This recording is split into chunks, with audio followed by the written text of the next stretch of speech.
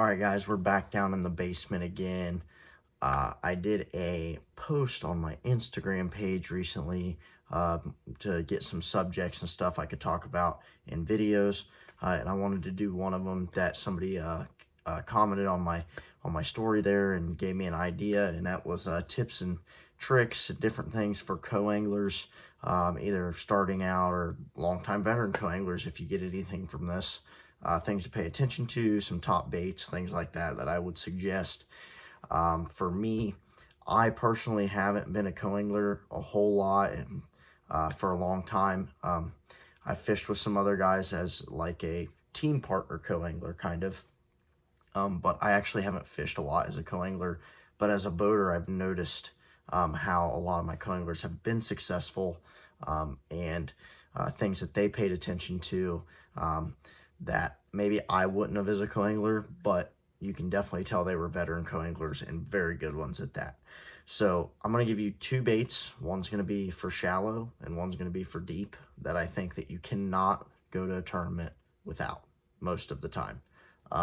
For shallow, I think it's a Senko, a soft stick bait, whatever you want to call it. I think for shallow, you can't leave home without that as a co-angler. Period. I don't care where you're at in the country. A Senko is hard to beat. Catch smallmouth on it, catch largemouth, catch spotted bass. Period. You can throw it on a shaky head. You can throw it on a Carolina rig. You can Texas straight. You can throw it weightless. Name it, you can do it with a Senko, and it always catches them, and it will get some of the most finicky bass to bite, especially behind a boater that maybe is throwing something a little bit more aggressive. And I think that is your number one bait for shallow water that a co-angler cannot leave home without. Okay, for deep is a drop shot, okay? And this is for smallmouth or largemouth, because if you're a ledge fisherman, or if you're fishing with a ledge fisherman, should I say, as a co-angler, a drop shot is still a really good bait to get maybe some of those fish in that school fired up that maybe he couldn't catch with a deep crank or a Carolina rig or whatever. Okay, and a drop shot's also going to get you more bites, and as a co-angler, the more bites you can get, the better off you are. And it is obviously a great bait for smallmouth events. So drop shot, definitely another technique or bait type technique that you should not leave home without as a co-angler if you're going to be fishing deep. And then some tips I would give you guys would be to cover a water column or cover water that your boater might not be covering. So, for example, if your boater's slipping down a bank and he's hitting a certain spot, you know, on laydown trees, for example, try to hit the spots that he missed. You know, try to get the spots that he didn't flip 4 or 5 times. Now, if you have a really, really good boater, they're not going to leave you much. So that's when you got to think about maybe bait selection difference. How are you going to get bites or more bites behind this boater by doing things differently than they are? So water column difference, you could say. So if you're fishing deep, let's say your boater's throwing a jerk bait, or let's say you're offshore, he's throwing a jerk bait on grass lines or something. Just giving an example. You could try covering a different water column. So you could try a Carolina rig, you could try something on the bottom, snapping a tube, I don't care, but trying to fish a different water column than your boater until obviously he either starts catching them really good and you have to adapt to what they're doing. Same thing with shallow water. Or if he's not, then maybe you will pick up on something that he's not going to, not right away at least. So that's another tip. Don't be afraid to think outside the box. So colors, sizes, don't be afraid to downsize. Fishing behind a boater that maybe is throwing a bigger bait. If you throw something a little smaller, you might pick up a couple more bites.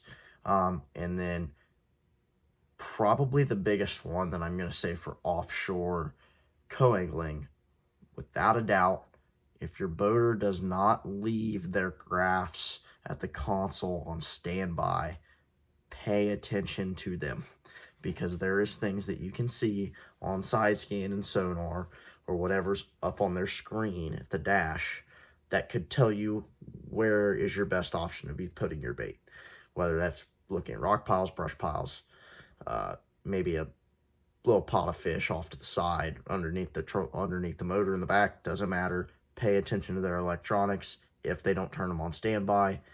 If your boater turns them on standby, as a boater myself, a lot of times they do that not to hurt the coangler. They do it in order to not get interference at the front from their back transducers. So don't think they're trying to hurt you all the time. A lot of times they do it just so they aren't getting interference on their front graphs. So definitely a big one there. Pay attention to the electronics. And then finally, without a doubt, the most important thing as a coangler is staying positive, having a positive mental attitude, because sometimes you're going to have a boater that might not be fishing a conducive way for a coangler to catch them, for example, live scope,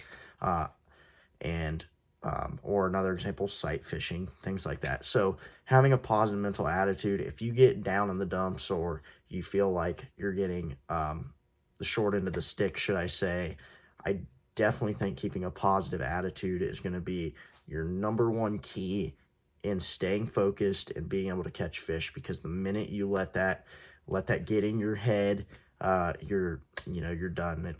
You're not going to be able to adjust, adapt, and think about what you need to do to catch them if you're getting frustrated and not being able to catch them. So live scope is becoming a very big issue between boaters and coanglers all over the cross country, and there's no really good way to tackle this subject, because one way you're going to make the boaters upset, one way you're going to make the coanglers upset. Long story short, coanglers have to understand where the boater's coming from, and boaters have to understand where the coangler's coming from.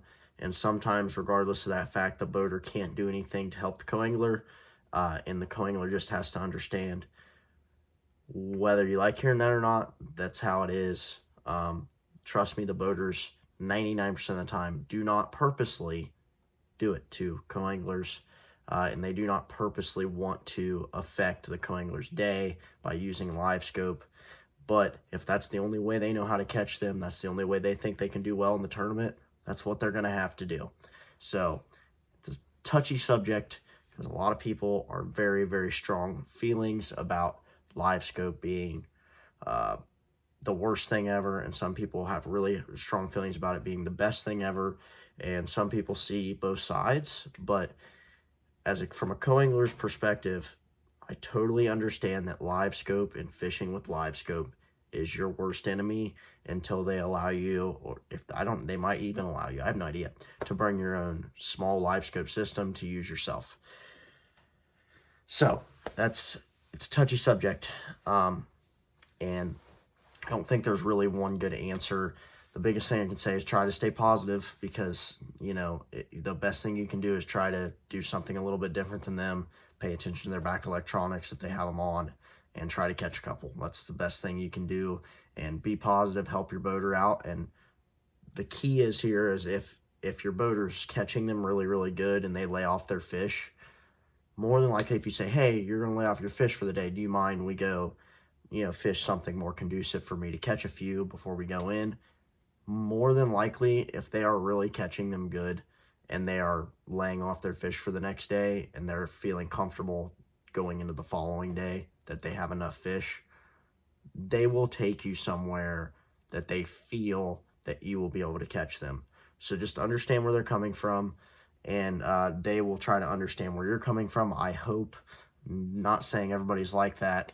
I know that's a touchy subject. Hopefully it didn't make anybody mad, but it's something that I've always wanted to say, because I try my best to understand my coanglers. I want my coanglers to try their best to understand where I'm coming from, and hopefully we both get along. So, and if I'm catching them really good and I feel like I got enough fish for the next day and I'm in contention to do really, really well, guess what? I'll take you and try to even get you to catch some somewhere. So I hope you guys like this video. I hope I didn't push anybody's buttons, but it's a good subject. It's a touchy one, but I hope I help some coanglers and bait choices. I know I only gave you two, but those are the two most important ones, and it's really hard to tell you which baits to bring and what not to. Communication with your boater's key to really find out exactly what you need to bring. But hopefully those two baits, those are definitely the two I would not leave home without in those situations. So I hope you guys liked the video. I appreciate you guys watching. We're going to keep putting more videos out as much as we can. I work a lot of hours as a semi-truck driver, so I do the best I can. I'm actually down here. It's like 11 o'clock at night, and I'm recording this video right now, and I have to get it posted by tomorrow and still get up early. So hopefully it gets on by tomorrow afternoon, and you guys get to see this. But if not, I guess you'll see it next week. So thank you for watching, and please subscribe.